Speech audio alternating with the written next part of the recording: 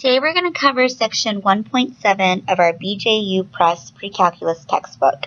This section is all about applications. So what we want to do is we want to first look at what the slope of a line is, and then we also want to find what's called the inclination of a line, and then we're going to look at how to find an area of a triangle in two different ways. The first way, we're going to find the area of a triangle using trigonometry, and the second way that we can find the area of a triangle is using Heron's formula. So let's review what the slope of a line is. The slope of a line is the ratio, which means fraction, of your vertical change over your horizontal change. So vertical is y, so it's your change in y over your change in x. So that's how we get the formula m is equal to the change in y over the change in x, which is the same as saying y1 minus y2 equals x1 minus x2.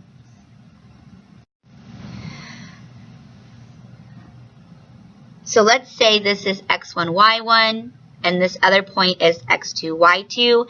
It's very important that the subscripts match. The x1 should have a y value that is with that point. So here is the change in x, and there is the change in y. Let's do an example. Find the slope of a line that passes through the points 5, 9, and -2. So we want the change in y for our numerator. So if we do that, we get 9 minus 4. And if we want the change in x in the denominator, we get 5 minus -2. When we simplify that, we get 5 over 7. So we always want to make sure that our slope is written as a fraction. Let's try another problem. Let's find the slope of a line that passes through the points -3, -5, and 1, -3.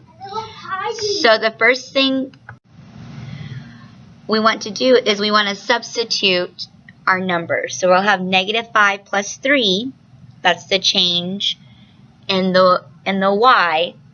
That's actually going to be -5 minus -3, and then it turns into -5 plus 3. And then in the denominator we have -3 minus 1.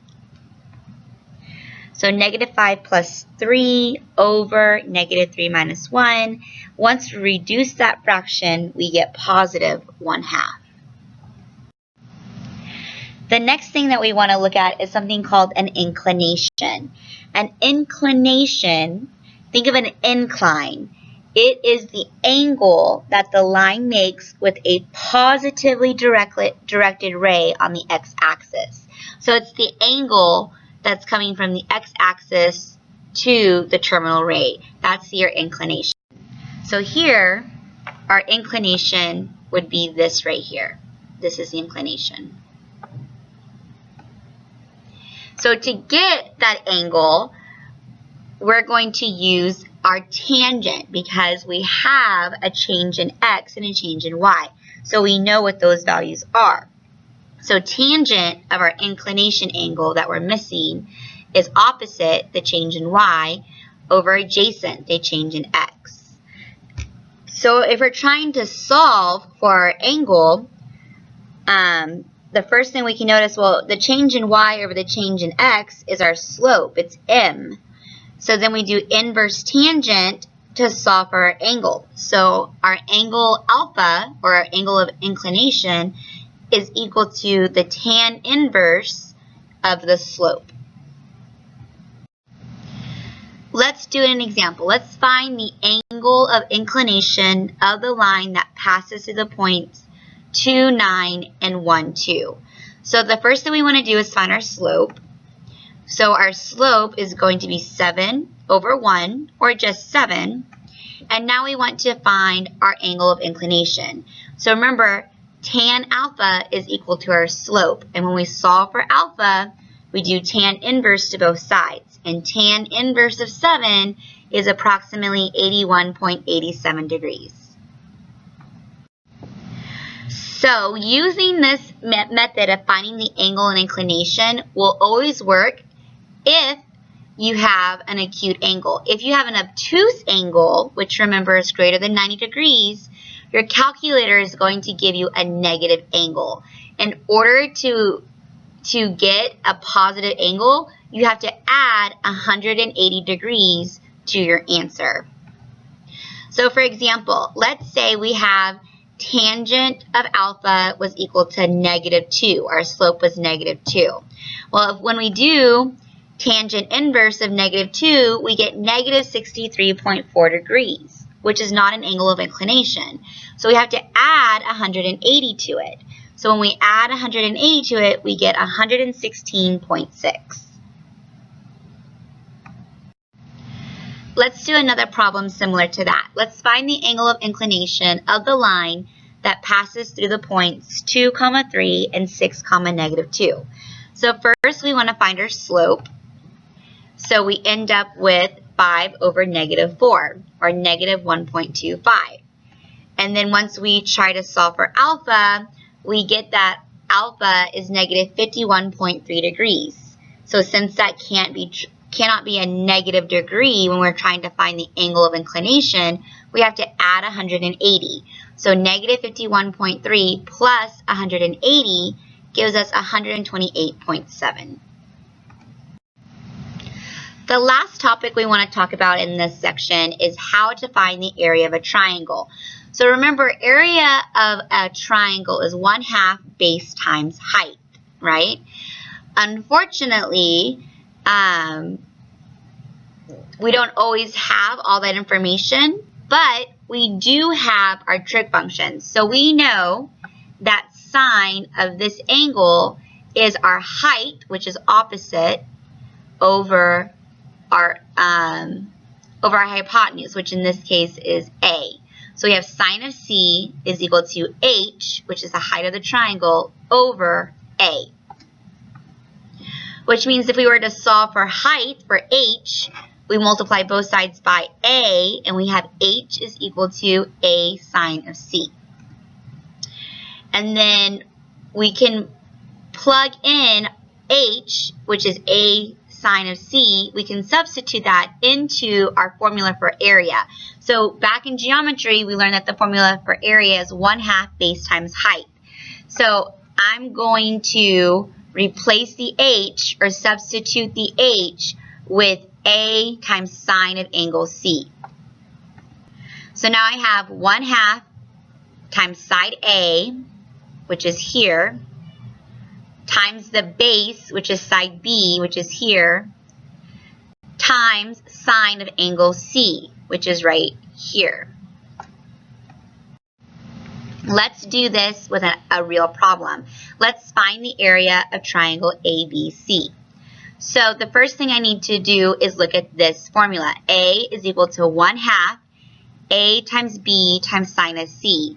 So remember, the A and the sine of C comes from, well, how do we know what the height is? The height is side A times sine of C. So we plug in our values. So our A value was 12, our B value was 8, and then our C value is 82 degrees. So when you put that into our calculator, we get approximately 47.5 squared units. Let's try another one. So this one, our letters are a little bit off, but that's okay. It's still going to work the same way. You want 1/2 your base, which is Z, and it's Z because it's across from angle Z, okay, times sine of the angle that's given to you, which is X,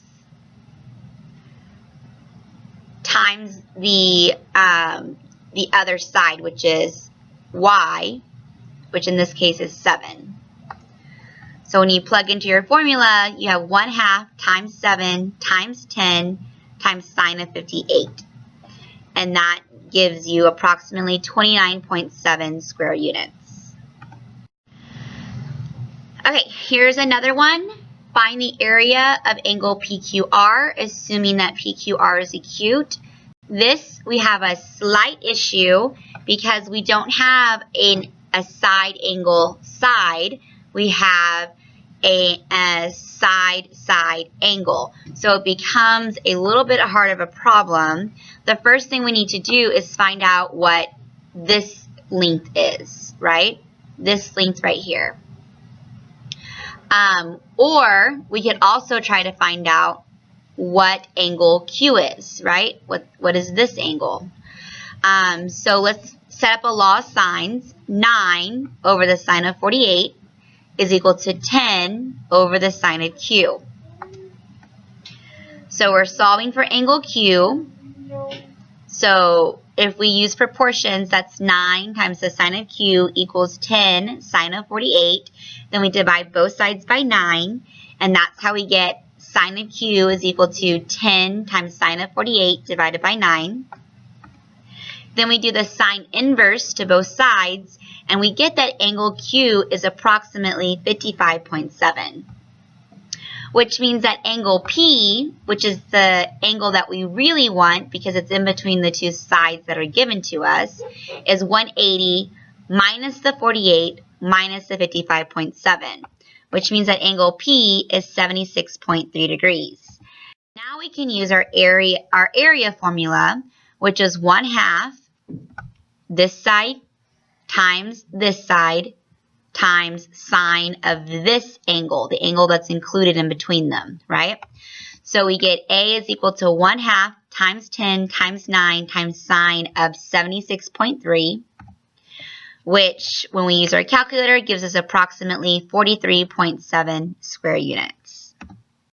Now there is an easier formula to solve for the area of a triangle if you know what the perimeter is. So if you have the sides of the lengths, side A, side B, and side C, but you don't have the angle, you can still get the area of the triangle. You have to use the formula A is equal to the square root of S times S minus A times S minus B times S minus C, where C is equal to 1/2 the perimeter.